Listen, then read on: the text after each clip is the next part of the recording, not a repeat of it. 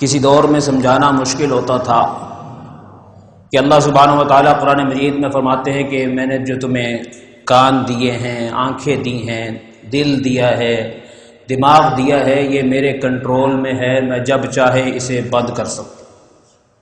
لیکن بندہ کہتا تھا کہ آگے بھی کچھ دکھتا نہیں، پیچھے بھی کچھ دکھتا نہیں، دائیں بھی نہیں، بائیں بھی نہیں، اللہ کیسے پکڑے؟ کیسے دور میں اللہ نے ہمیں کھڑا کر دیا کہ قرب قیامت میں قیامت کے آثار دکھا دیے کہ دنیا میں وائی فائی سسٹم دکھا دی۔ اصل میں اللہ تعالیٰ نے وائی فائی سسٹم دکھایا ہی اس لیے ہے کہ میں نے تمہارا سسٹم بھی وائی فائی پہ کیا ہوا، سسٹم تمہاری آنکھیں وائی فائی پہ، لیکن آپ جتنے بیٹھے ہوئے ہیں پیچھے سے جو کنٹرولر ہے، آپ میں سے جس کا چاہے ابھی چاہے موبائل بند کر دیں۔ کیا سسٹم ہے؟ یعنی ان کو پتہ ہے کون کہاں بیٹھا ہوا، الگ انسان ہے، لیکن وائی فائی سسٹم مانتے ہیں۔ اللہ کہتا ہے میرے سسٹم کو بھی مانو۔ قل ارائیتم، ان نافرمانوں سے کہو، ان منفی سوچ والوں سے کہو، ان رونے دھونے والوں سے کہو، ان چلانے والوں سے کہو، ان وویلا کرنے والوں سے کہو کہ آج یہ مہنگا ہو گیا، آج یہ ہو گیا، آج یہ ہو گیا، کہ تم کر کیا رہے ہو؟ تمہیں پتہ نہیں کہ تمہارا لائف سٹائل ٹریک سے ہٹا ہوا ہے، تم تقوی کی زندگی سے نیچے اتر آئے ہو، ایمان والی زندگی نہیں گزار رہے۔ ابھی تو میں نے صرف چیزیں مہنگی کی ہیں، میں تو تمہارے پرزے بھی واپس لے سکتا ہوں۔ ان اخذ اللہ سمعکم، اگر اللہ تعالیٰ تمہارا بٹن آف کر دے کانوں کا، وابصارکم، تمہارے اندر سے نور نکال دے، بٹن آف کر دے، من الہ غیر اللہ،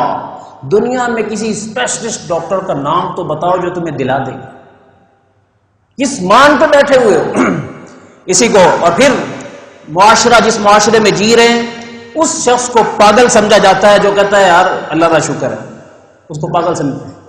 اور جو کہتا ہے کی حال ہے یار، کی دسنا ہے، ہر روز کچھ نہ کوئی نئی تو نئی مصیبت آ رہی ہوتی، کہتا ہے یہ بڑا دنا آ رہا ہے۔ پوزیٹو مائنڈ والے کو پاگل سمجھتے ہیں، نیگیٹو مائنڈ والے کو ذہین سمجھتے ہیں، کافرانہ سوچ والے کو مسلمان سمجھتے ہیں، مومنانہ سوچ والے کو کافرانہ سمجھتے ہیں۔ اس معاشرے میں ہم بیٹھ گئے، یہاں رونا دھونا فرض ہو گیا۔ جو روتا دھوتا نہیں وہ کہتے ہیں یہ پاگل ہے، جو خوش رہتا ہے وہ کہتے ہیں یار یہ تو پاگل ہے۔ اس لیے دوستو، مومن مسکرانے والا ہوتا ہے۔ صحابہ کہتے ہیں، ازواج مطہرات کہتی ہیں، بدر کا دن تھا یا احد کا دن تھا یا خندق کا دن تھا یا تبوک کا دن تھا یا حنین کا دن تھا یا خیبر کا دن تھا یا فتح مکہ کا دن تھا، ہم نے آقا کو ہمیشہ جب بھی ہم سے ملے مسکراتے دیکھا، اور نہیں یار جنگ پہ آ گئی دیکھو کی بننا ہے۔ یہ ٹاک سٹائل چھوڑیے، اپنے اعمال پہ میں اور آپ نظر رکھیے، میں کیا کر رہا ہوں، میں کیسا دیکھتا ہوں، کیسا بولتا ہوں، کیسا سنتا ہوں، کیسا سوچتا ہوں۔ منفی سوچ والا بندہ یاد رکھیے اللہ تعالیٰ کا ولی نہیں بن سکتا، پوزیٹو مائنڈ والا سوچ اللہ کا ولی بنتا ہے۔ ایک اللہ والے بیمار ہوئے، ایک صاحب ان کی خیریت کے لیے آئے، کیا حال حضرت؟ تو حضرت کہنے لگے کہ یار الحمدللہ پاؤں بھی ٹھیک ہے، ہاتھ بھی کام کر رہے ہیں، اور قوت شامہ بھی ٹھیک ہے، قوت باصرہ بھی ٹھیک ہے، قوت ذائقہ بھی ٹھیک ہے، قوت لامسہ چھونے کی طاقت بھی، ٹچ کرنے کی وہ بھی ٹھیک ہے، وہ تھوڑا سا بخار سا ہے۔ تو اس کا کیا مطلب کہا ہے؟ بتانا یہ چاہتا ہوں کہ اگر میں شروع کروں نا بخار ہے تو تو یہ سمجھے گا کہ حضرت کے پاس کچھ ہے ہی نہیں۔ تو یاد رکھو پورا جسم ٹھیک ہے، بس تھوڑا بخار سا ہے، پورا جسم ٹھیک کر رہا، مہرے آپ کے صحیح، گردے صحیح، آنکھیں صحیح، کان صحیح، زبان صحیح، ہلکی سی پاؤں پہ موچ آ جائے ایسے وہ بنا لیتا ہے جیسے اللہ نے سب کچھ چھین لیا۔ ہلکی سی کمر میں درد اٹھ جائے، بھول جاتا ہے کہ ابھی بھی نعمتوں کی بارش میں بھی جی رہا ہوں۔ کیا ہو، کبھی کبھی اللہ تعالیٰ دکھاتا ہے کہ میں اگر اپنی نعمتیں چھین لوں تیرے لیے یہ ہنستی بستی کائنات اجڑ جائے، کوئی بھی پسند نہ کرے، یہ معدہ ہی خراب ہو جائے، یہ آنتیں خراب ہو جائیں گے، جگر خراب ہو جائے۔ تو اسی کو قرآن مجید نے کہا ان اللہ لذو فضل علی الناس، ہر بندے پر میرے فضل کی بارش ہے۔ کبھی کوئی اس طرح نہ جیے کہ یار میرے پر کم از کم مہربانی کوئی نہیں ہے۔ جو شخص یہ اس عقیدے کے ساتھ جیتا ہے نا، یاد رکھیے اندیشہ ہے کہ خاتمہ ایمان پر نہیں، کیونکہ جو اللہ کو کہتا ہے فضل کوئی نہیں کہتا، وہ کہتا ہے جنت تو میرے فضل سے ملنی، وہ بھی نہیں کر رہا تھا۔ تو اس لیے اپنی سوچ کو، مائنڈ سیٹ کو ہمیں ٹھیک کرنا پڑے گا کہ یار مجھ پر اللہ کے کرم کی بارش ہے، ہاں میں اس سے زیادہ کی بارش چاہتا ہوں، ٹھیک ہے، میری کچھ ضروریات اور بھی ہیں، وہ بھی اس کے فضل سے ہی میں نے لینی ہے۔ جب آپ یہ مانیں گے اللہ اور دے دے۔ اور پھر انسان یہ جو ناشکری کے بول بولتا ہے، اس لیے بولتا ہے کہ وہ سمجھتا ہے کہ کوئی سن نہیں رہا۔ اگر پتہ چل جائے نا کہ فرشتہ ایک ساتھ آئے اور اس نے ریکارڈر پکڑا ہو اور آپ کوئی بات کرنے لگے تو آپ کے آگے کر دیں کہ جی فون گل کرو، تو آپ کبھی شکایت کریں گے؟ لیکن ہمیں اپنے اس دنیا کے کیمرے پر اور ریکارڈنگ سسٹم پر ایمان ہے، اور اللہ کہتا ہے وَإِنَّ عَلَيْكُمْ لَحَافِظِينَ كِرَامًا كَاتِبِينَ يَعْلَمُونَ مَا تَفْعَلُونَ، میں نے تم پر نگران مقرر کیے ہیں اور وہ تمہاری ہر بات کو سن رہے، ہر حال کو دیکھ رہے اور وہ نوٹ کر رہے ہیں۔ ما یلفظ من قول الا لدیہ رقیب عتید، اے بندے تو لب ہلاتا ہے، میرا فرشتہ سیونگ شروع کر دیتا ہے، سب کچھ سیو ہو رہا ہے، ایک وقت آئے گا تیرا سارا کچھ میں کچا چٹھا دکھا دوں گا۔ اس لیے جب کوئی بولے، جب کوئی نظرے دیکھے، کچھ سنے، دیکھ لیا کر کہ میرا سسٹم کام کر رہا ہے۔ اس سسٹم کو دیکھے گا تیرے لیے غلط بولنا، غلط دیکھنا، غلط سننا، غلط سوچنا مشکل ہو جائے گا۔ قرآن نے اسی مقام پر جہاں یہ میں نے جملہ پڑھا ان اللہ لذو فضل علی الناس ولکن اکثرهم لا یشکرون، آگے فرمایا وما تکون فی شان، تم کسی حال میں کیوں نہ ہو، وما تتلو منہ من قرآن، تم کسی نیکی کے کام میں تلاوت میں کیوں نہ لگے ہو، ولا تعملون من عمل، دنیا کا کوئی کام کرو، الا کنا علیکم شہودا،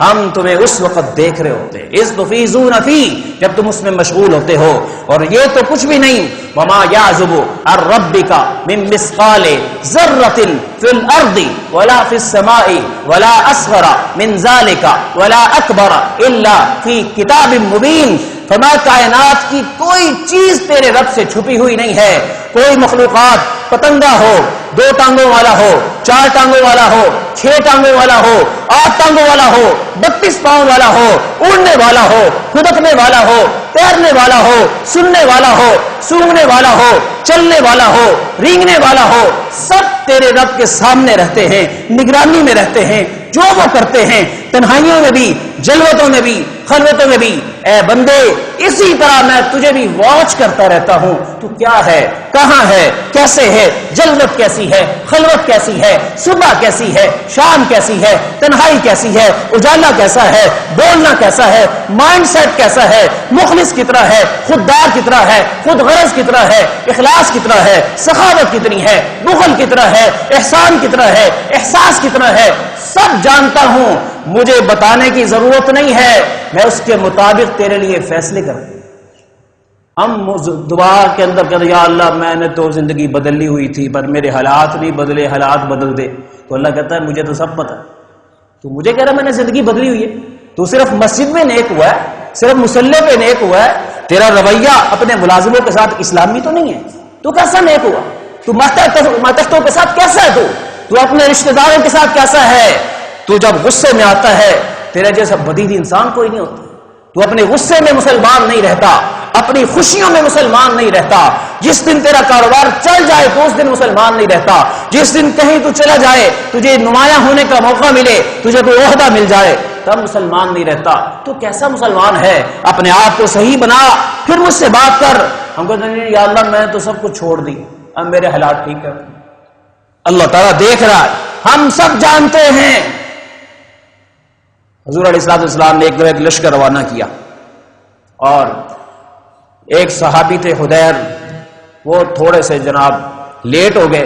نبی علیہ السلام نے آخری وقت میں سب کے لیے تھوڑا تھوڑا ان کو راشن دے دیا کہ راستے میں استعمال کرنا، وہ راشن ان کو نہ مل سکا۔ جب وہ آئے تو انہیں شرم آئی کہ میں مانگوں، تو کہنے لگے مانگوں یا نہ مانگوں، تو پھر سوچنے لگے کہ اس نبی کی تعلیم کیا ہے، تو ذہن میں آیا کہ نبی علیہ السلام نے فرمایا کہ جب بھی مانگنا ہو اذا سألت فاسأل اللہ، جب بھی سوال کرنا ہو نا اللہ ہی میرے دل میں ڈالے گا، تم اللہ سے مانگو، محمد بھی دے گا تو اللہ کے چاہنے سے دے گا صلی اللہ علیہ وسلم۔ وَإِذَا اسْتَعَنْتَ فَاسْتَعِنْ بِاللَّهِ، جب بھی مدد مانگنی ہو تم اللہ سے مانگو، وہ میرے ذریعے سے کرائے یا کسی اور کے ذریعے سے کراتے۔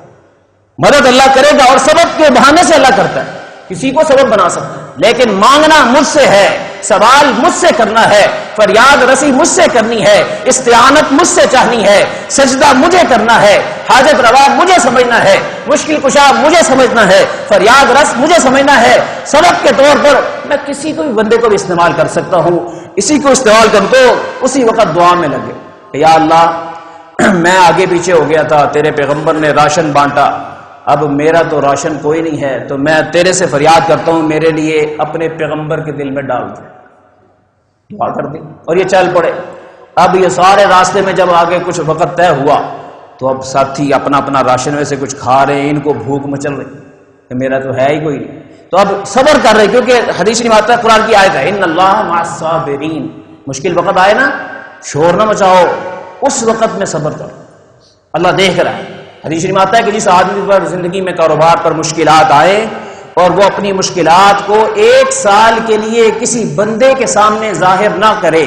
تو اللہ سبحانہ و تعالیٰ اگلی زندگی کے رزق کے فیصلے کر دیتے کہ اس نے شکایت کوئی نہیں لگا، اور ہم چوتھے دن شور مچانا شروع کر دیتے اے کی ہو گیا، اے کی ہو گیا، وہی اللہ دیکھ رہا ہے، اسے پتہ ہے جو حالات آنے تھے وہ آنے تھے، جو نہیں آنے وہ نہیں آنے، تو اللہ کو ساتھ لو جی۔ تو حضرت حدیر رضی اللہ تعالیٰ عنہ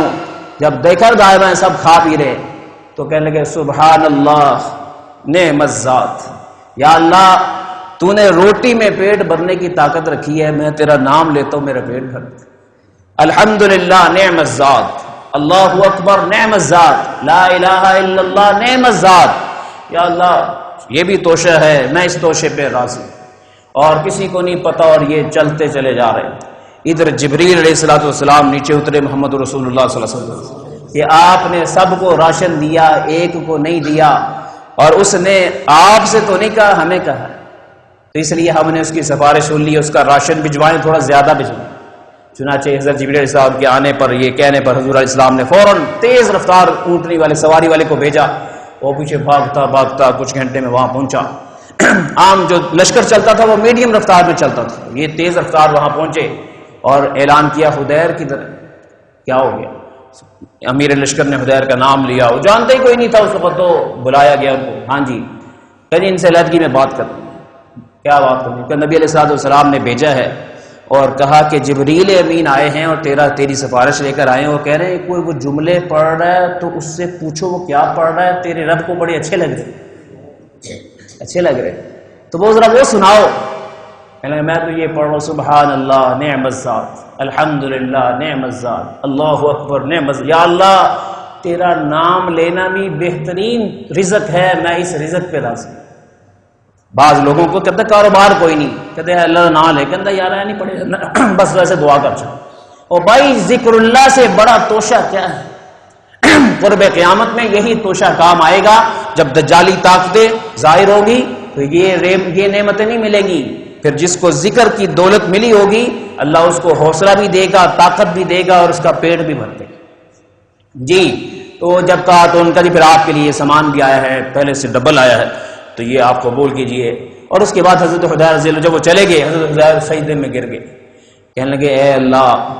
7 آسمانوں کے اوپر تو نے مجھ اکیلے حدیر کو اتنا یاد رکھا ہو، یا اللہ کما لم تنس حدیرا من فوق سماواتک، جیسے تو 7 آسمانوں عرش پر تو نے حدیر کو نہیں بھلایا، آج ایک اور دعا کرنے لگا ہوں، جب یہ قبول کی ہے تو وہ بھی قبول کر لے، وہ اس سے بڑی دعا ہے، میں نے تو چھوٹی دعا مانگی تھی۔ ہمیں ہمارا مسئلہ حل ہو جائے نا، ہم کہتے ہیں یہ بات ٹھیک ہے، سانو پیسہ چاہیے جتوں آنا چاہیے۔ اب حدیر کیا کرے، یا اللہ یہ مسئلہ تو پیٹ کا چھوٹا سا تھا، یہ چھوٹی دعا تھی، اس سے بڑی دعا میں مانگنے لگا ہوں، جیسے اس کو قبولیت کا شرف بخشا ہے یہ بھی قبول کر لے۔ فَاجْعَلْ حُدَيْرًا لَا يَنْسَاكَ، یا اللہ میری یہ دعا ہے کہ زندگی کے ہر سانس میں مجھے اپنا ذکر کی توفیق عطا۔